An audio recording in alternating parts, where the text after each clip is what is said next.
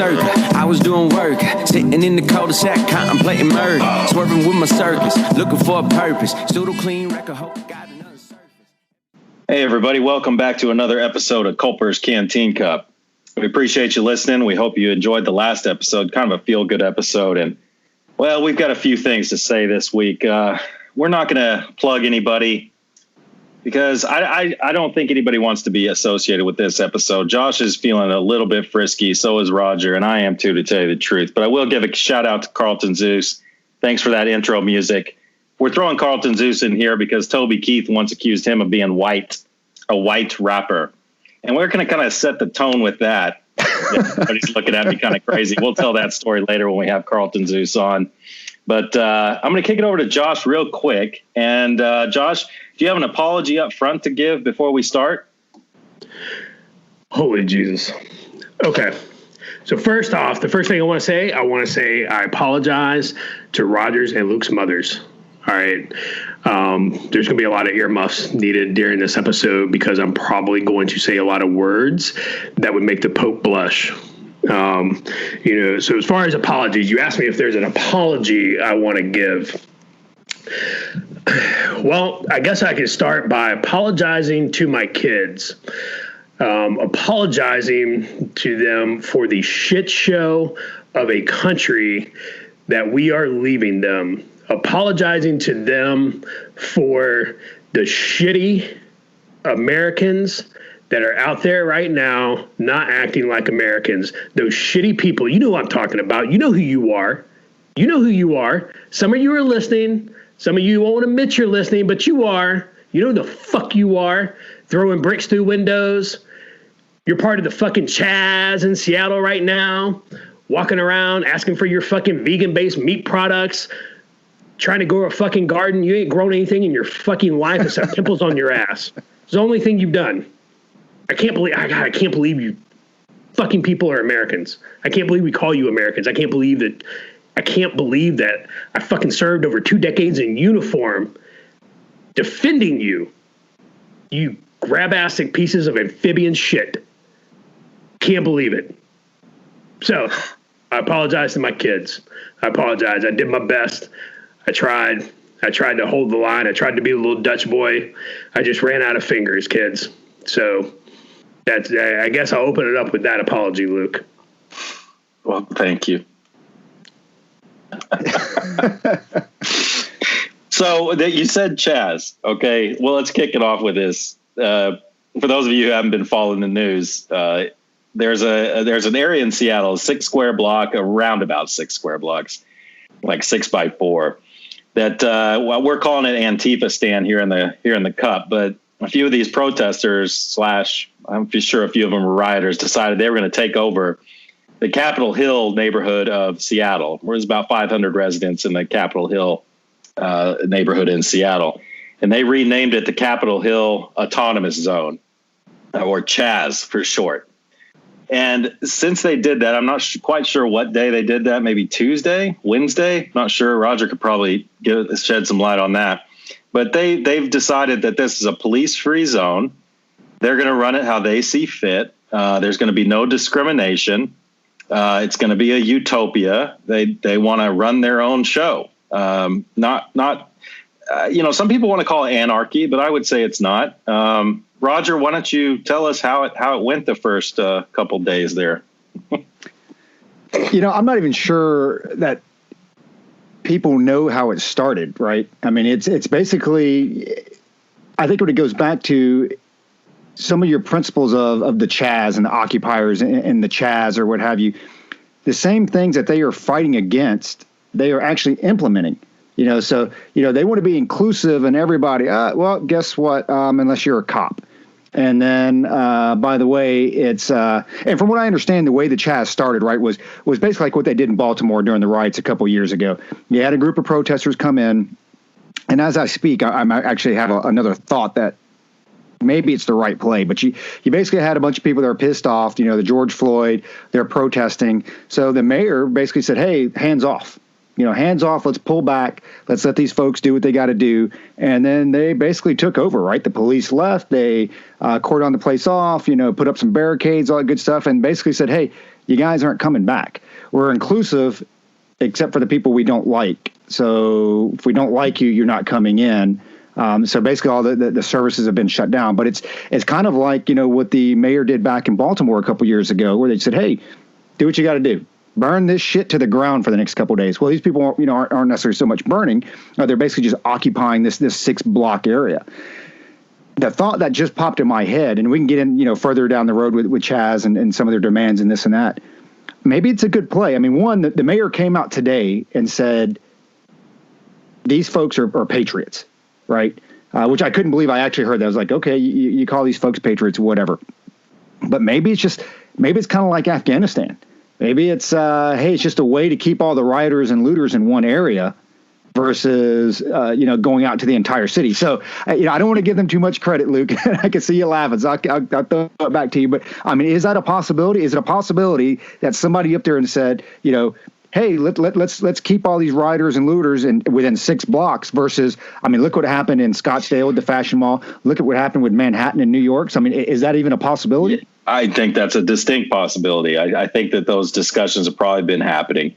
They're trying to contain it, of course. They don't want any unnecessary violence. They don't want the a ranger bat to go in there and clean house like Josh wants, and would definitely be entertaining to see. But I think that's probably what's going on. It's like let's limit the damage. Let's let it play out, and they'll let it play out. My problem is how seriously the people who are there in Chaz are taking it.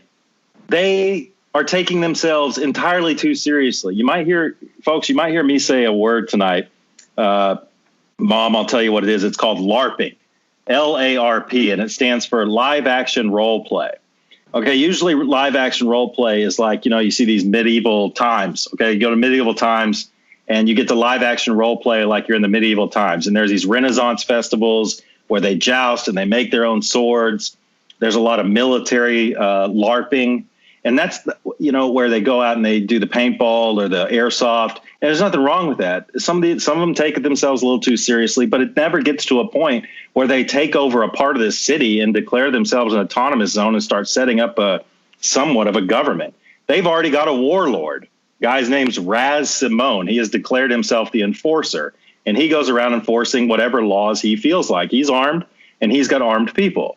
These people are LARPing, live action role play, and they are taking it way too seriously. And we're sitting here watching it happen. And it's like, Roger, I get it. It's probably safer this way, but man, where does it stop? Josh, where does it stop? You know what? Fuck them. They voted for it. The people in Seattle, they voted for the mayor, for the police chief, for the governor. Guess what? Fuck them. I say, at first, when that first happened, I was amazed on a couple of levels, right? Because these are the same people who were like, they're very much, borders and walls are racist. Voter ID is racist. What was the first thing these clowns did? They grabbed a bunch of fencing and barricades and they established a border. They established a wall around this autonomous zone. So I guess borders do work. Walls do work. I don't know. Maybe that's what they're saying. They're checking IDs of people coming in there to make sure that those people actually belong there. So not only, and who's doing it? The people on the edge of this, of the Chaz border. Guess what? Those people are armed. So you have people with guns on the border checking IDs, making sure that, those people who are they say they are, and they belong, they're okay to come in your little fucking autonomous zone. Like, I mean, the joke writes itself. Like, you can't make this shit up. This is literally happening right now. It's Chaz Ice. Yeah, I don't know where to start with these fucking kids. What we're seeing, we are seeing this generation of kids who never had their ass whipped when they were young. This is what it is. These are the kids. You know that kid in the grocery store who was fucking screaming, throwing a fit because he couldn't get the fucking candy bar and the mom didn't do anything or the dad didn't do anything? They're like, just what? And they weren't whipping that ass. That's these kids. That's who these people are. These are people who never got their ass baked. These are people who never saw that fly swatter get picked up or had to go cut their own switch.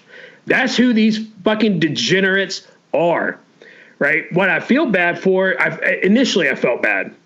Initially I felt bad for the people who own businesses and the people who live inside of the Chaz, right? And it couldn't have been a better name, the Chaz. I mean, come on, like you guys, it was literally the best, right? Those people, they didn't ask to, have their neighborhood taken over by this Roz guy, whoever the fuck he is. But I started thinking about it, and again, it's like, you know what? They voted for it. They probably voted for this. They probably said, no, it's fine, it's okay. It's, the police chief's a good lady. The mayor's a good lady. And now you got the police chief saying, well, they have guns. We can't go in there. Literally, the police chief said they won't let us in there. I'm like, you are the fucking police. Like, what do you mean they won't let you in there? Are you serious? What, like, dude, like, we are on the crazy train and I want the fuck off. I can't. And at first it was like, the president's talking about sending troops in and, taking that area back. Again, initially I was for some good old skull thumping, right? I'm talking about let's go crack some people's heads open and watch their brains puddle up on the asphalt. But I'm past that. What I want to do, what I think the best response is now, because this is a petri dish inside a fish, right? This is a fishbowl. The entire world gets to watch this experiment. Watch this thing where these people say, we don't need police, we can govern ourselves, everything. Dude, you can't govern yourself because turn around and now you're asking for fucking LED lights. You're asking for fucking batteries. You're asking for food. You're asking for fucking vegan-based meat products, right? Which that right there should tell you all to know about the fucking quote-unquote men that are inside the Chaz. So you're not autonomous. You can't support yourself. What's your currency? What's your government? And then, it's just like, dude, I could go on and on because one of the arguments now about taking down all the statues, to cure this fucking disease that is racism is the traitors, right? The Confederacy, they were traitors. They seceded from the Union, which made them traitors.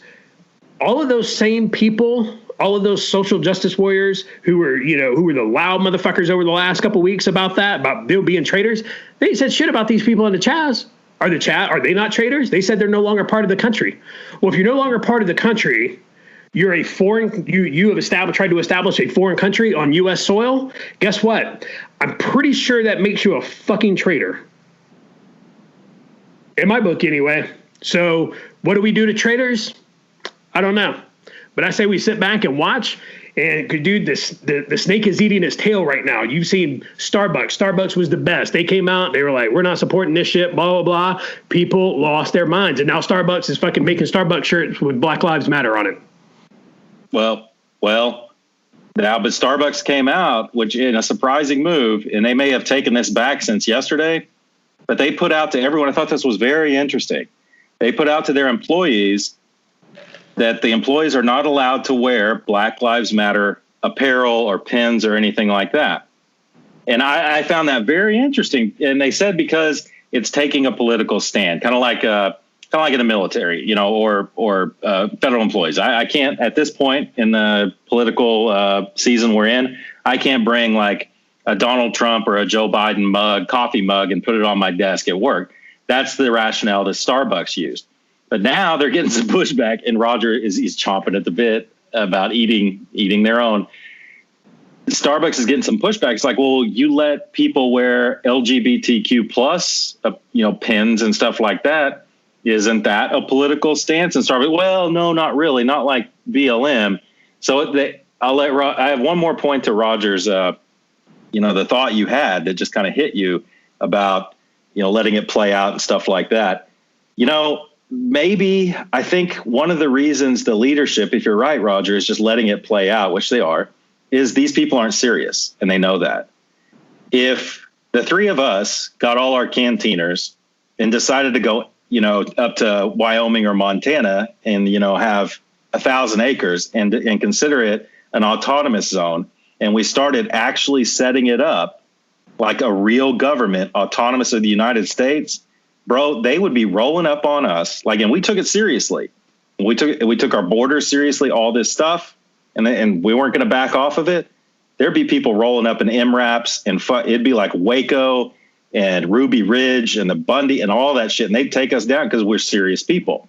These people are not serious. So I'll kick it over to Roger. What do you think? No, I agree with you. The only thing, if we took, us three and all of our listeners, we'd all fit in a minivan. So I don't know that the government would care too much about it. The problem with Chaz, and it's not just Chaz, it's any movement like this, and you saw it with the Pound Me Too movement or the Me Too movement or whatever you want to call it. I keep saying pound, old school, right? I mean, right, the hashtag, that's what we used to call it as a kid, right? The pound sign. Right? I mean, didn't we call it the pound sign? So first of all, to go off the rails a little bit. I mean, when I first saw that was like the first thing that came to my mind. So clearly a millennial came up with that, but it was the pound sign. But anyway, with the Me Too movement, and it doesn't matter. And I think we said this a couple weeks ago. It doesn't matter if it's left or right. It just happens to be the left right now. But the crazier you go, you start to eat your own. And it starts to slowly happen. And then once you start to eat your own, you start to lose the cause. So when you look at the Chaz, and it's all these things that we've just talked about, the very things that they're fighting against, you're going to end up implementing. I mean, that's how it works. It's almost like you're watching these people learn, like, wow, this is why we have ICE. Wow, this is why we have a border wall, right? Wow. Eventually, because they're already saying, and here's a true crime, right? The folks that are the business owners, the people that live in these areas, this and that, they're saying that there are rapes going on there. Dude, it is straight mafia, right? They're saying that the small business owners are having to pay a protection fee to the Chaz folks. So, I mean, you've got people that, their rights are being violated. There are crimes happening. And the police chief, who I believe she's a black female, I was like, hey, we're not going in there. We're going to leave them alone. And what you end up happening, let's say this thing went on for weeks. Well, eventually you have to create your own force to be able to police your own people, correct? So, it's the hypocrisy. The very things that they are fighting against, they will end up implementing, if this thing played out to be long term. The other thing that you look at it with and I just read this earlier today. So I think with Starbucks now, back to your point, Luke, with Starbucks, I think they actually recanted, correct? I think today they actually said, hey, you can wear what the fuck you want. Black Lives Matter and this and that, whatever. They capitulated.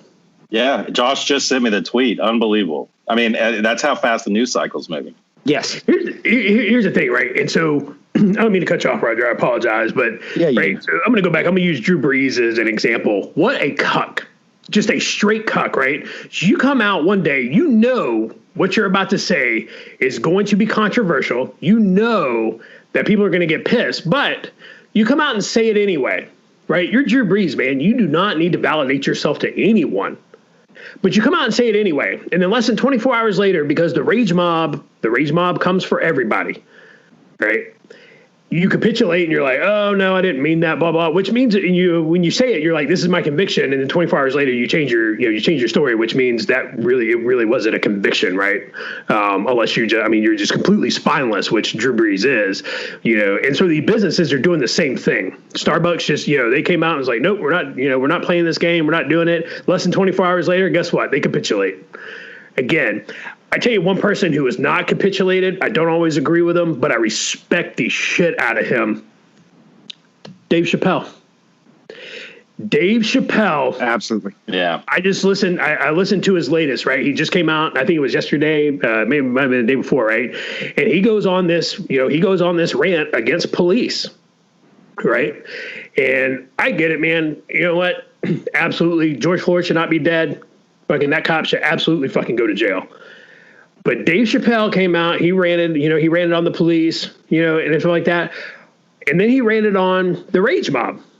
And the one thing, I respect the shit out of Dave Chappelle because he never, ever capitulates. He never bends the knee to the rage mob. And that, dude, I tell you what, man, that is something that is rare these days in America, and Americans appreciate that. Americans truly appreciate somebody who will stand on their convictions, even if they don't necessarily agree with them all the time. They will appreciate somebody who stands on their convictions and stands their ground.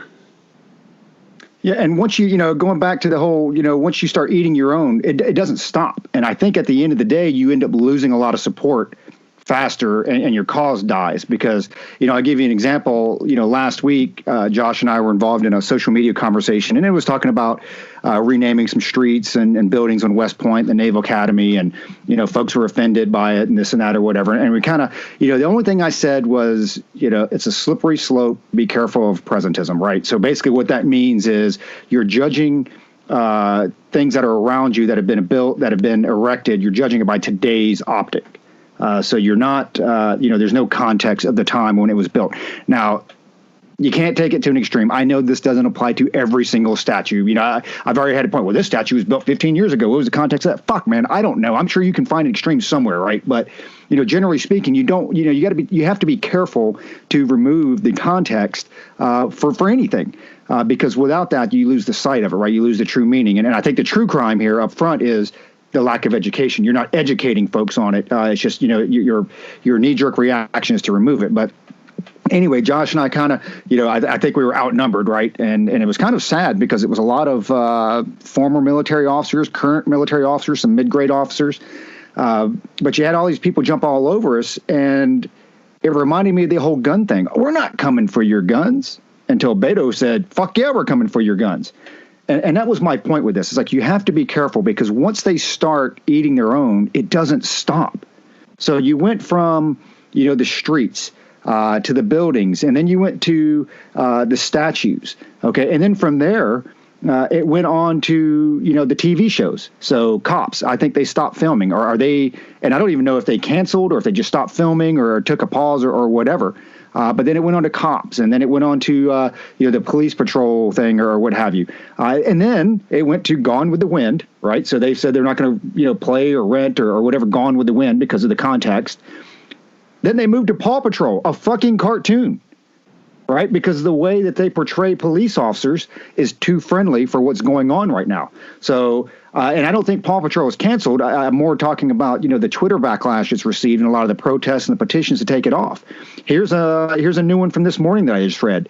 Disney Splash Mountain. There is a petition to rename Disney Splash Mountain. What the fuck?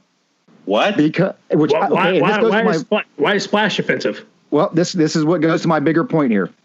So Splash Mountain, and I haven't been there in years, so I guess there are a lot of statues and the motif and what it's built after, what it's labeled from, is a 1946 movie, Sons of the South. So it goes back to okay. This argument that, and I'm not saying certain things shouldn't come down, certain things should stay up, this and that. That's a different argument.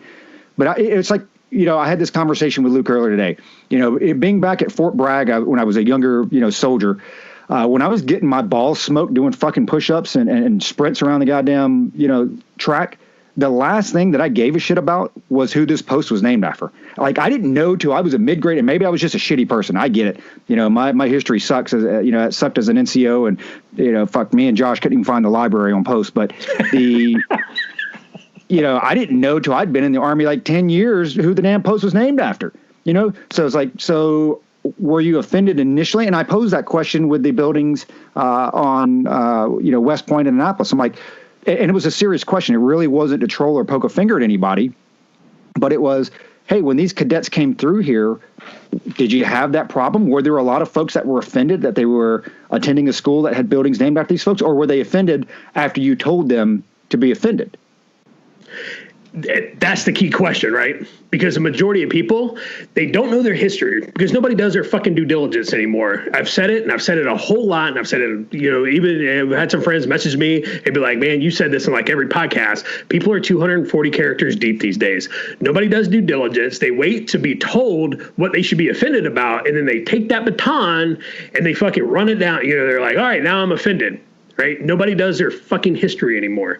None whatsoever, right? I literally had somebody try and argue with me and tell me that Lyndon B. Johnson was not a racist because he signed the Civil Rights Act. I was like, you stupid fuck. You have no idea what you're talking about. Lyndon B. Johnson was one of the biggest racists out there. And guess what? There's a guided missile destroyer named after him. It was christened in 2019 by the United States Navy. Anybody bitching about that? Nope. You know why? Because they haven't been fucking told to be offended by it yet. Yeah, they don't know. Right? Yet. Right? And so this is the other thing, right? People want to talk about, the slippery slope and, that logical fallacy, slippery slope, blah, blah. You're right. The rage mob is not going to fucking stop. It will never be satiated, ever. Never be satiated. The rage mob will not stop. CNN, there was a person on CNN literally yesterday talking about why the Washington Monument and the Jefferson Memorial should come down. Why? Because Washington and Jefferson were slaveholders. Okay. So if we're applying that logic, if we are applying that logic that Washington and Jefferson were slaveholders, which they were, that's a fact. Nobody with any common sense will dispute that. Nobody that's ever, at least fucking went to at least the second page of Google will ever dispute that. Right? They're absolutely slaveholders. But guess what? We had senior members of the Democratic Party the other day kneel in the U.S. Capitol building wearing the Ashanti cloth, right? The tribe from Ghana. Now let's talk about them. Let's talk about what tribe that cloth represents. Beginning in the 18th century, what did they do? They supplied slaves to the British and Dutch traders in exchange for firearms. Tens of thousands, right? So by the left's own rules, that piece of cloth represents a tribe that promoted slavery, right? They got rich off the backs of slaves. Nobody knows that. People are like, well, no, that's not what that represents. I was told that represented power. And, it represented power. It represented a bunch of motherfuckers running around with guns that were Africans, selling Africans to fucking, slave ships. Absolutely, it represented power, right? And nobody wants to talk about, okay, so moving on to the Native Americans, those poor Native Americans, right? We're talking about, them renaming the bases and, the roads and streets and shit like that. People were like, well, we should have a Fort Sherman in Georgia, because everybody always talks about Sherman's march to the sea. We should we should put Sherman in Georgia, Fort Sherman in Georgia, because of the march to the sea. Well, I'll tell you what, man, why don't you read a little bit further and read into Sherman's actions after the Civil War? You know how many Indians that fucking dude killed? That dude killed a lot of fucking Indians. You know who the fucking plans were that Sherman executed? You know who they were designed by and created by? Fucking U.S. Grant, right? Everybody's like, oh, we should have a Fort Grant. Okay, well, maybe the fucking Indians, maybe the Native Americans might want to vote in that, right? Because you can't appease one group and not appease the other, right? Because you have to appease everybody because that's the world we live in now. But these fuckers won't tell you that. They won't tell you that Grant and Sherman, dude, they killed more fucking Native Americans than smallpox. Right? Nobody wants to talk about that shit though, because that's not politically correct. Oh, they were the Union. They were the saints, right? Dude, U.S. Grant fucking sobered up long enough to fucking kill 10,000 fucking Native Americans after the war. We're gonna get the fuck out of here. Are we gonna talk about the Cherokees, the Choctaws, and the Chickasaws, and all the fucking slaves they own? Are we canceling the Indians? Are we tearing down all the fucking, are we kicking the bitches off the reservations? Are we fucking burning them bitches to the ground and salting the earth with them? I don't know. Are we going to talk about the African Americans who own slaves in the United States? I'm not talking about the fucking Africans who sold their asses and put them bitches on slave ships. I'm talking about the African American in the fucking states that own slaves. We going to talk about William Ellison, the largest fucking slaveholder in South Carolina? Before the Civil War, are we going to talk about that? That's the problem. The past is not perfect. History is not perfect. And we're trying to apply this perfect fucking, this moral fucking plate to every, like, oh, we renamed these pages, we have to pick the right person. Okay, well, 50 years from now, I'm sure somebody's going to dig up some dirt on them and be like, well, no, they said that, we got to change the fucking names again. So what are we doing? What are we applying? Like, what moral standard are we using? Our country was founded off of conquest, right? Europeans showed up, said, fuck it, westward expansion, manifest destiny. Oh yeah, we conquered. But that's how things were done back then. Indian tribes fucking killed other Indian tribes. Fucking nations on the other side of the ocean, guess what? They fucking conquered and killed fucking people over there too. That's just how it was done. So we recognize it, we acknowledge it, but to go around and start tearing down statues and changing names and shit like that, okay, well, that's good. Until the fucking next social justice warrior shows up, 2 years from now, and we're going to fucking go through all this again. It's fucking nonsense. And people don't realize that. And the snake's eventually going to start eating its own tail. And people don't realize that shit either. They're like, oh, the crocodile's going to eat me last. Well, that's fine. Yeah. Or Reagan said, he may eat you last, but fucking eat you, he will. Yeah. There's no, like Roger says, the context is so important with all these things. And I think what bothers me about people in general now, especially tearing down these statues and all these things, Josh said it all. I mean, Jesus said it actually perfect. Cast the first stone, ye without sin. We all have sin. Man in general, it's all about progress. It's all about making yourself better, culture. And having a reminder of the progress we've made over the years is a good thing in my book. I mean, I don't look at a statue of Robert E. Lee and think, wow, I sure am glad, he fought to keep people in bondage. I do not think that at all. I think about, man, this country went through a war, the bloodiest in our history, to make sure that, for progress, to get us all closer to perfection. We'll never achieve it. But the problem I have with people is they think that we think as humans, we're smarter now than we ever were. We would never, we're not like the Nazis. We're not like the South. We're more enlightened. We're more enlightened people because we have more information. Let me let you behind the curtain. And those of you who've listened to a little bit of Jordan Peterson will know what I'm talking about. If you found yourself in Germany in 1934, you might not have been a Nazi, but you would have gone along with it. You're no different than they are. Okay. We are no different than that. We're a product of our environment. And we need reminders around us to show us we need to be better than that, to remind us I'm the same person, I'm the same species, the same mind of those same people that committed all those atrocities, the same people that looked the other way, the same people that looked the other way at slavery.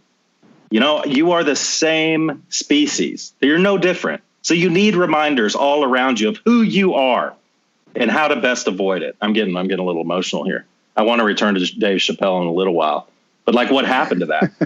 What happened to Dave Chappelle? You remember seasons 1 and 2? Everyone was laughing together. Everyone was laughing together. And I would say that the Chappelle Show did more for positive race relations than anything that's been done since. It's worse now than I can remember in my entire life. The stone casting and the apologizing and people telling me how I need to feel about certain things. I mean, The Office. The Office couldn't air now. And that was just a few years ago. Take it back to All in the Family. Are you kidding me? So we should just cancel those too? So we can't remember it in the context of how it was, Archie Bunker and all that stuff? The same things, you can look at that and laugh at it, All in the Family now, because we're not really like that anymore. There are some feelings, but you can laugh at it. It was in the historical context of the time. But no, we're just going to cancel that along with Elmer Fudd's gun and, all the big rooster and his Southern accent. We're just going to cancel all that. It's dangerous. It's dangerous. Go ahead, Roger. I'm sorry. We cut you off like 15 minutes ago, dude. It's all right. I'm the minority of this group, so it was kind of expected. Man, dude. And so that's the thing. We're not saying racism doesn't exist. Racism obviously exists, but there are different ways to handle it, right? And there's different ways to address it. And when I look at, the rioting and the looting, and again, separating the protests, got it. Rock and roll, 100% support you. Badass, continue to protest. But, it's kind of funny because I blew my daughter's mind the other day because, I talk to my kids and most everybody knows that they're like college age and, hey, what are you seeing? What are you thinking? How do you feel about it? Just trying to get a different perspective, right? Because, obviously my perspective is going to be through my own eyes, my experiences, my background. I'll never know how somebody else feels, but you do your best to at least try to educate yourself. And so as I'm talking to her, I'm like, well, hey, how did you feel, growing up as a kid? She's like, what do you mean? I'm like, well, I'm half Asian. Hey, that's a whole nother fucking episode. Let's look at build all the goddamn railroads from the Mississippi River to, fucking California. Right. And I think we're even a smaller minority. So, I asked her, so I'm like, how did you feel about growing up in a biracial, family growing, as a child and into your adult years. It's like, wow, I never really thought about it. You know why you never thought about it? Because that's not the course of action I chose to educate you on this. We chose that, hey, let's base everything on merit. Go out there, work as hard as you can, kick ass, make a name for yourself, as opposed to skin color. It was never an issue because we didn't make it an issue. And she didn't realize that now at 21 years old, growing up, that, wow, yeah, we never really made race an issue. And going back to Luke's thing with Archie Bunker and all the family, those are the times that you educate folks. And like, especially with my son, we see stuff like that, every now and then the Andy Griffith show is on TV and I watch some of the old black and white shows and my son watches, who's 18 now, and he's like, hey, Dad, why did they do this? Why did I'm like, bud, it was a different time back then. And that's when you take that time, right, and explain and educate. This is why they did what they did. This was the thought process back then. So it goes back to, Luke, what you were saying. It's a failure on us. It's a failure on parents, and it's a failure on society to properly educate your kids and educate those around you. For slave owners, obviously we don't condone it. And for a lot of what happened with the Civil War, with, when you look at the Confederacy, seceding from the Union and this, and obviously don't condone any of that stuff, which, Chaz is doing right now, oddly enough, or trying to do.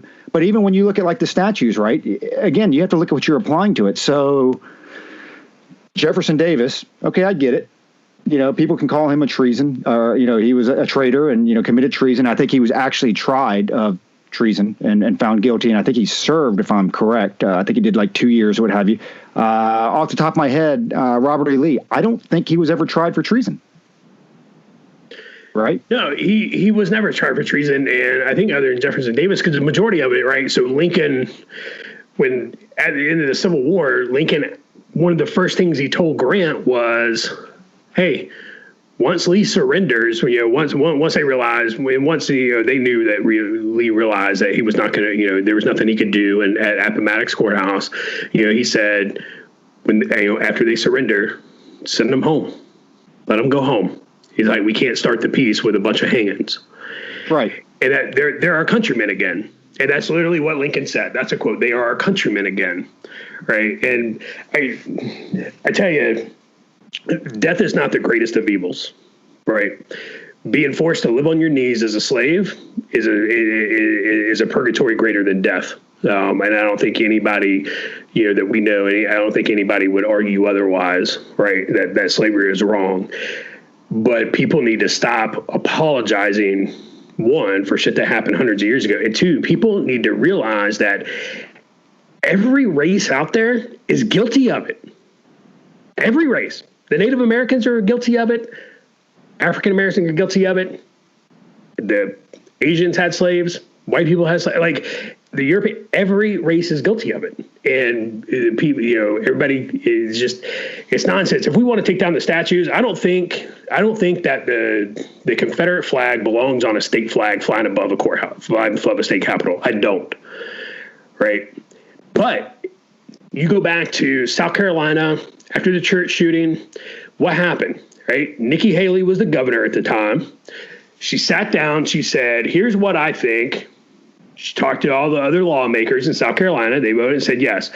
They took it off the South Carolina state flag, right? Which is the way it should be done. If you want to remove a statue from a ground, from a park or whatever, that's fine. I got no problem with the elected officials sitting down and having that conversation, right? And the public going and, you have your public hearing and everybody gets to have their say. Absolutely. And you say, all right, hey, we voted. This is a majority. You elected us to represent you. We're going to remove this and go put it in a museum. I got no problem with that. But you don't get to fucking go out there as a mob and tear shit down. That's not how it's done. And if you go ahead and you set that as the new standard, you are going to fucking hate the new rules. I promise you. You are going to hate the new rules. And that's the new rules that we are establishing, right? They took the Dukes of Hazzard off the air. Why? Because the top of the General Lee was a Confederate flag. Nobody took Sanford and Son off the air. Nobody took Sanford and Son off the air. Dude, Red was one of the biggest racists out there. You talk to that dude, once that dude was off camera, holy shit, the stuff that would come out of his mouth. But you know what? Again, Nobody cared. It's like a bunch of veterans, right? It's like military dudes, greeting each other. You walk up, you're like, hey, what's up, fuckstick? It's like, yeah, what's up, dirtbag? And you hug, right? That's just how people had a lot thicker skin for the most part. And the other part is that I know for me growing up, it was my parents always told me, you don't talk about politics and religion. What they should have said is, here's how you have a civil conversation about politics and religion, right? Because we don't know how, we as a country, we don't know how to have a civil conversation about those two, right? And so I would love to see Mississippi take the stars and bars off of their state flag, get it off the top of the Capitol, put it in a museum. That's absolutely where it belongs. But you just can't. We can't allow the rage mob. We can't allow mobs to go around and tear shit down. It's just not how that works. I mean, if you want it to work that way, that's fine. Because I'm pretty sure I have a lot more guns and ammo than my super left neighbor down the street, who has told me multiple times he doesn't believe in owning firearms. I mean, if you want to get physical with it and go get that, that's fine. We'll eventually get there, probably one day. But I don't think that's the route you want to go. They're not thinking straight anyway, dude. I've got to bring this up to our 6 listeners out there. Something I saw today that was just absolutely breathtaking. I do not know this person who wrote this, but I'm assuming based on some of their comments that they're left leaning. And it was, we're going back to the Ashanti scars, folks. Josh made a post saying something about the Ashanti scars. Hey, this represents something. I don't remember what Josh said. Well, his left-leaning friend gets on there and he's like, well, that wasn't their intent, And this is the exact words. Misconstruing the meaning while attributing such an act to racist intent is morally offensive and can only lead to further divide in the country. I could not believe this guy said that. So if you follow up, I didn't even bother to follow up and ask him, okay, so what about the Confederate flag on top of the General Lee that Bo and Luke Duke drove? Are you ascribing, malicious, racist intent on that? Because you can't have it both ways. You can't have it both ways. But that's the way they want it. These people who aren't thinking straight, who don't believe in guns for thee, Josh, they believe in guns for me because it keeps my home safe, but not for thee because you're not on the same tribe as me. It's moral relativism. My morality is better than yours because my tribe is on the right course. So the Ashanti scars, that's okay. That's not racist intent. But the stars and bars is. Now, I'm not a big fan of the Confederate flag. I give a shit less. I've never really cared for it except on the top of the General Lee and the Duke's Hazzard. I thought that looked cool. But I don't ascribe racism or slavery to that or anything, but it doesn't even matter. My point is the moral relativism. Hey, you said it to start out, Josh, and we're just right back around to where we started. It's like, well, they want to have it both ways. It doesn't mean in that context, but in any other context that's against my tribe, it does mean that. So it's blowing my mind. And you see it all the way around. And here's where we're entering dangerous territory. And I want to know what Roger thinks about this. We have said from the beginning, we'd have to go through our 20 hours or so, but I believe we were talking at one point about the folks that showed up at the Michigan Capitol with their guns, protesting. We're all for protesting. We are all for protesting. We said that from the beginning, and we were consistent with that with these protests about George Floyd. The problem I have, and we're entering dangerous territory here, I mean, like really dangerous, is unequal application of the law. Because back when people were protesting the lockdowns, everybody's like, oh, no, you can't do that. And we were using law enforcement, rolling up on people with MRAPs, trying to keep businesses open and saying, no, you can't do that. No, the churches.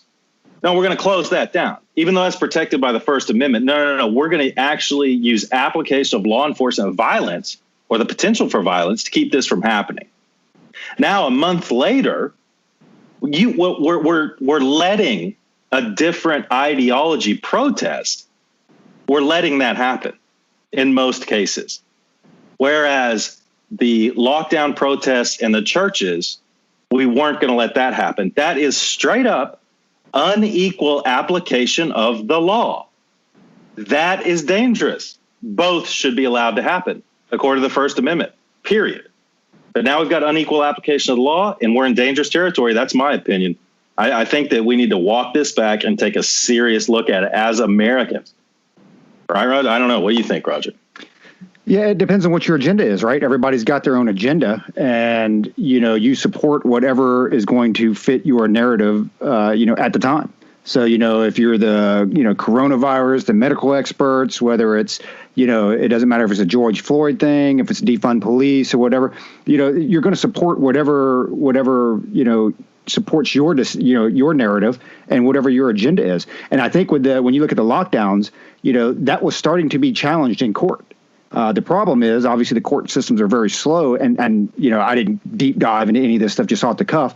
I just remember several states where, these federal courts came back and said, no, you actually can't do this. You can't keep people locked down. But you're absolutely right. It's and that's where the injection of politics come in. And that's where it sucks, because a lot of this stuff, we've said it from the very beginning with the George Floyd, murder. It's brutal and it's wrong. It's bad. The cops need to, police officers need to be given a fair trial. They need to be prosecuted. But that gets hijacked. And it gets hijacked. I think everybody's seen now the one guy, and I think I got it on Messenger, where the guy's got like 9 or 10 different colored markers, and he's talking about well, these 4 markers here are the Black Lives Matter, true protesters. They want reform, this and that. And then you get one of these Antifa fucks that get in the middle of it, and they start to spread their message, right? And so they hijack the overall message. And unfortunately, because it's not as centralized, it's not as controlled, you're unable to weed those folks out. So they hide among those masses, they hijack the message, and they have a totally different agenda. And then that's how we get down this slippery slope of eating their own, where it gets spun out of control, and it just continues to go on and on and on and on, and then you can't stop it. So I think what the left is also missing, and what this, the reform, and I kind of have 2 things, and one I'll throw it out, open. I'll kick it out to Josh, first is, what's their overall goal of this stuff? We talk about the protests out there. It's funny because you're even starting to see folks on the left, when you start talking about, defunding the police and getting rid of the police stations and the officers and this and that. They're like, whoa, can't support that shit, right? I'm backing up. But so then it takes me back to, what's the overall goal of these things? I mean, what is there a policy that we're trying to create? Is there a law that we're trying to, repeal? I mean, you have to have some objective. You can't just say, hey, I'm protesting. Well, I mean, I guess you can legally, right? I'm protesting for equality. Okay, that's great. But I mean, us being mill guys, you have an objective. Like, we have to do A, B, C, and D to accomplish that objective. So when we get to the protests, I mean, what's the overall objective? What are we trying to accomplish? That's a great question. The short answer is I don't know, right? Because I've not heard, maybe here and there you hear little snippets, but I've not heard an overall, here's what we're trying to solve, right? So the first thing is, when somebody says, well, we need this, or this isn't working, right? So you ask, okay, what problem are we trying to solve? Okay. Once we frame that problem, we get that problem statement that we're familiar with, okay, this is the problem that we have. Now we need to put that into our MDMP and try and solve it. So they want to, defund the police. Okay, well, why? What part of the police department are you trying to defund? Right? I'm okay with the police departments not having MRAPs, honestly. Like I'm okay with that. Right? But you take that and you say, okay, well, what was the root cause of the problem, right? You will now, I don't care how much money you take away, how much money you put in, how much training you give someone, you cannot regulate hate. You can't do it. It's impossible, right? Yep. You can't regulate that. If we could regulate that, there would be no violence in the world. There would be no hate in the world. That is a world that will never exist. And I don't care what kind of utopia you think you can create with whatever laws you come up with, you can't regulate man's heart. You can't do it, right? So it's okay. Is it a lack of training? Is it the wrong training, right? What problem are we trying to solve? If you want to say we're going to take money away from the police department, okay, well, is that going to solve the problem, right? So I go back to, when people pass laws or when people propose laws, okay, does it do good or does it feel good? We're going to take money away from the police department because, they murdered George Floyd. Okay, well, what is the end state? Are you taking away from their training? Because if it's a lack of training, if it's the wrong training, then all you're doing is exasperating the problem. Right? Do they have the right equipment? Do they have the wrong equipment? Do they have enough? Not too much. Well, there has to be a level of specificity in other than police need to stop being brutal. Okay, I'm all for getting rid of police brutality. I think bad cops exist, and bad cops are a scourge. And bad cops, you definitely have those kids who couldn't fucking climb the rope in gym class, who go to the police academy and they get a badge and a gun and a little bit of power, and they go out there and abuse it. Absolutely, those people are out there. There's bad people in every category, right? We talked about it a couple of episodes ago on the unpopular opinions. So I go back. I don't know what they're trying to solve as far as like on the police side. On the other protests, the rioters, they're not trying to solve anything, right? They're just being assholes, right? There's a culture war going on, and I think their ends is literally transforming, the United States of America, in the sense of they think that what they have in the Chaz, they want that for the entire country. Well, we know that cannot exist. You have to have police. There has to be somebody there to enforce the law. If you want to disband police departments and defund the police and disband everything, okay. Well, we can go down that road. But the majority of people who are for disbanding and defunding are the same people who say you shouldn't own firearms. You shouldn't own, an AR-15. These are the same people.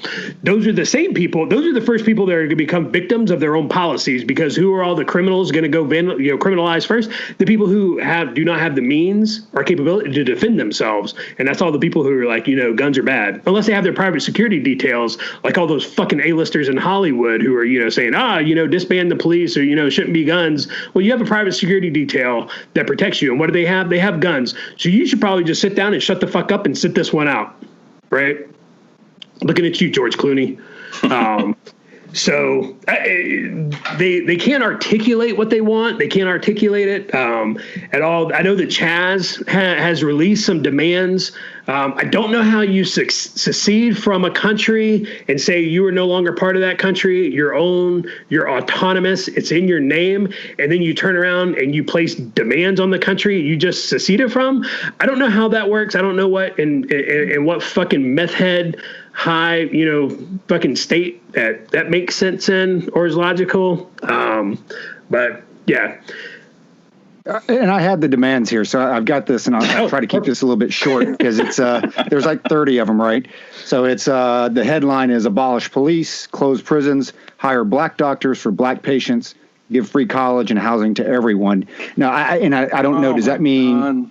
Well, I guess my question is, before we get too deep into it, does that mean free college within the Chaz?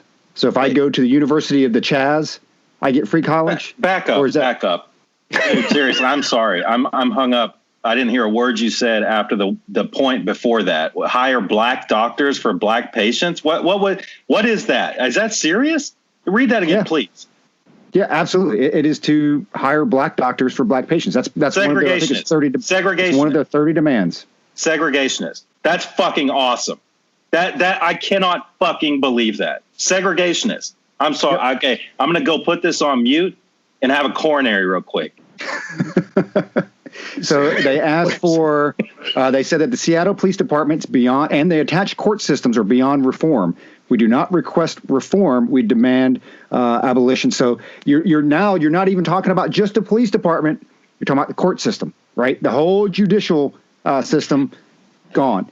Demand a retrial of all people in color currently serving in a prison for violent crimes, but you just got rid of the court. So how do you retrial? I'm not sure how that one works, but I'm sure they'll have that all figured out. We demand the abolition of imprisonment, generally speaking, but especially of both youth prisons and privately owned for-profit prisons. Demand the de-gentrification of Seattle, starting with rent control. Demand the restoration of city funding for arts and culture to reestablish the once rich local cultural identity of Seattle. Demand free college for the people of the state of Washington. Demand the hospitals and care facilities of Seattle employ black doctors and nurses specifically to help care for black patients. Demand the people of Seattle seek out and proudly support black-owned businesses, and yada, yada, yada. It just kind of keeps going on and on and on and on. So it's that is their list of 30 demands. Some of them are ideological. I don't even know how you accomplish any of those things. But here is the piece that I think everybody's, not everybody's missing. This is a big piece that is an unintended consequence from this. And I'll throw it back to you, Luke, if you've recovered from your coronary. So what has this done for the 2A argument? So when you look at the Second Amendment, right, that you could arguably say across the country, if you were a left or if you were a progressive, you would say it's moving in a positive, direction where, you're limiting the firearms you can purchase, you're limiting the ammo, the capacity, this and that. That shit just got thrown out the window. That shit has been set back at least 10 to 15 years, right? Because now even a lot of my liberal friends, and I don't use liberal in a bad way, right? I'm just saying are like I said, we all generally fall a little bit left, a little bit right of center, and then you have the extremes on both ends. But even my liberal friends who were, all for stricter gun control, sort of here's like, so hey man, so how difficult is it for me to go out and buy an AR-15? Hey, how difficult is it for me to go out and buy a Glock? So, the unintended consequence of all this stuff is, you look at your Second Amendment. When you look at, hey, borders don't work. We don't need ISIS. Well, you know what? The Chaz says that you need them. I mean, they don't even understand that they're undermining their own arguments that they've been making for the last, 5-10 years. The cognitive dissonance is so breathtaking. It's just, I don't know. I hear what you're saying. I agree with you. It has set their argument back, the anti-2A argument. It has set it back. But again, I just don't think they realize it. The same way they don't realize they're calling for segregation. They're actually calling for segregation. My brain is really on vapor lock on that one. But I do agree that ideologically, it has set their arguments back 10 to 15 years. Where I don't know if we disagree or agree on this, but I don't think it's going to matter that their argument is undermined for two reasons. Number one, the cognitive dissonance and good for me, but not for thee. And also the next mass shooting, because there'll be another one. They'll forget all of this stuff. Even the person who was checking into an AR-15, they'll be like, oh, my God, I cannot believe. And they'll forget it because the news cycle is moving so fast. We live on emotion. We consume it. We used to consume goods and services. Now we consume emotion. And it's just, I think they'll forget that they ever even wanted a weapon because the Chaz will go away. The protests and the looters will go away. And then everyone will forget. I mean, do you agree, Josh? I don't know. Maybe I'm wrong. Yeah. No, I 100% agree on that, right? We're consumers of emotion. And that's it, because first of all, for somebody to sit down and say, man, the unintended consequences of my actions are X, first they would have to be a person that uses logic and reason, right? And so these are not people that use logic and reason, right? For the most part, we call them Democrats. Right. And so I know I'm gonna catch some flack for that, but I'm telling you right now, but these people on the far left, I guarantee you there is not one conservative Republic inside the Chaz right now. There's not fucking one person inside the Chaz right now Mitt Romney. Conservative. Well, maybe Mitt Romney, right? What a dude. Real quick on Mitt Romney, right? So in 2012, I distinctly remember Mitt Romney. I remember the left calling him a racist, a man of white privilege, and this, that, and the other. And he goes out and he marches with Black Lives Matter, and all of a sudden, Mitt is the second coming of Jesus Christ himself. Right, by those same people who called him racist in 2012, now they're singing a different tune, which is why all politicians suck on left and right. But so since March, approximately 6 million guns have been sold in the U.S.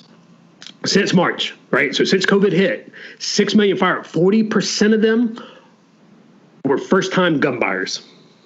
Right, that is staggering. That is an absolute staggering number of first-time gun buyers when you sit down and you think about it. And I know a couple of folks reached out to me and it's like, hey, I'm buying my first firearm. I don't feel safe. I need to protect my family. Police can't protect me. What gun should I get? And so I'm super excited about those. Karen, you got your new pistol. get to a concealed weapons class. I hope you can take one with Luke. Maybe he can come teach you how to use it. I love it. Luke's head's about to explode right now. You can be part of Josh's well-regulated militia. But no, it absolutely has. It is set. It has set the fact, because one of the the main arguments were you don't need an AR-15. That's why we have police. The police will protect you. And we've established that. One, the police can't be everywhere at once, right? So we've definitely established that. And I'm pretty sure we've established the fact that the left, the same people who said that the police are going to protect you, that the police are all bad, they're all racist, they're going to murder you if you call them. And now with the disbanding of the police departments, they recommend, we're going to send social workers and people to give out, free hugs and shit. So at the end of the day, your safety is your personal responsibility. The safety of your family is your personal responsibility. Go buy yourself a firearm, learn how to use it, become part of that well-regulated militia. And because at the end of the day, they are going to come for you at some point. And I'm not talking about the police. I'm talking about the left. I'm talking about the Chaz. The Chaz is going to show up in your neighborhood and is going to manifest itself in some way, shape, or form. And you are going to need to be prepared to defend yourself and defend your family.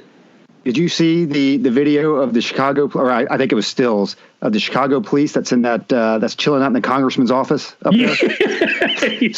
So for Luke, if you haven't seen it, and for those out there, you got to Google it. So I guess one of the congressmen up there, I don't know his name off the top of my head, his office was looted or whatever. So then a couple hours later, I think it's like between 10 and 15 police officers go in there, and while rioting is going on the other side of town, they're chilling out. One guy's taking a nap on the couch. Another dude actually starts a pot of coffee. And then the congressman's pissed because he's like, and look at that police officer. He's making popcorn. That's my fucking popcorn in my microwave. So they just chilled. But, when you sit there, and they're bad, right? I mean, they are absolutely bad, and they don't help themselves. But, it's when you start to demonize the entire police system, right? You've got some shitheads, you've got some bad apples, but you demonize all of them. That's what you're going to get, and I think I've already seen or read several articles where the numbers are astronomical to me, but I've seen several articles where, police officers are retiring by the dozens, and I'm not talking about like 2 or 3, because, in the Army, we get that way, right? Somebody comes out with a stupid policy and fucking Specialist Joe's like, oh, fuck the Army and I'm getting out. And yeah, you might get 1 or 2 people get out. But these are like drones of like 50 and 60 and 70 folks that are retired. Like, hey, after this month, I'm done. I'm retiring. So it's, you got to be careful what you wish for because you might just get it. But with that, let me throw it around the horn. Let me kick it to Luke. We'll get some final thoughts and then we'll close shop. Yeah, I think that we brought up some good points. We vented a little bit. I still think that all of this is part of a very compressed media cycle. The media is out to make money. They want to sell newspapers. For lack of a better term, they want more advertising dollars. And this is the latest thing. It was COVID. Those numbers were sliding. Now it's this. Now it's COVID again, because I guarantee these numbers are sliding. Now we're looking at a resurgence of COVID. So that's going to come back in the news. You mark my words on that. I'd say our eye has been off the ball for a few months now. There are other things going on in the world which we'd like to cover in a future episode. The 3 of us kind of do a lot of deep dives on foreign affairs and things like that. I would say to close it out, everybody keep your eye on a couple things: the resurgence of COVID in the news, not the actual resurgence, but the way it's covered. And I also like you to keep an eye on the movement of immigrants from Central and South America and what's going to be called the white flag movement. And one of the reasons that's happening is because of the breakdown of logistics supply chains that's happened because of COVID and the lockdown. And that's not just in Central and South America, that's worldwide. You're going to see a lot of famine, a lot of hunger. The North Koreans are going to start making a lot of noise because of that. And that's due to the logistics chains breakdown. But that's it for this one for me. And we hope to cover some other good topics. I'll kick it to Josh for his last thoughts and to close us out. Thanks, Luke. There's a couple of books out that if you haven't read, I highly recommend that you do. They're by George Orwell, right? So if you haven't read Animal Farm, you just go read it, right? And, some people would be like, oh, George Orwell, Ayn Rand, all that bullshit. I'm telling you, put your biases aside. act like a fucking adult, go get the book, sit down and read Animal Farm. But the other one, obviously, George Orwell, 1984. If you went to a shitty school and you weren't forced to read it in school, you should probably read it. Even if you were forced to read it in school, you should probably go read it again, right? But there's a quote in there that applies to right now, and people aren't paying attention. A lot of people don't pay attention. And again, we go back to that news cycle world that we live in, right? The consumers of emotion, as Luke said. But there's a quote in there, and it goes like this. When every statue, street, and building has been renamed, every date has been altered, and the process is continuing day by day and minute by minute, history is stopped. Nothing exists except an endless present in which the party is always right. George Orwell wrote that. His book, 1984. You should go read the book. Think about it for a few minutes. Swirl that shit around in your head. Try and actually put some thought into it. And then apply it to what's going on today. Very moving, Josh. Good quote. And it's kind of funny because it's I read that book again, probably about 2 years ago. It's like, you know what? I haven't read this in a while, and it's very relevant. My final thing to close things out, like Luke said, everything's kind of stopped here. We've become so focused on one or two things, but the world, has continued on. A couple grab bag things. Charles Brown, right, just approved as the first black chief of staff for the United States Air Force. So I want to congratulate him.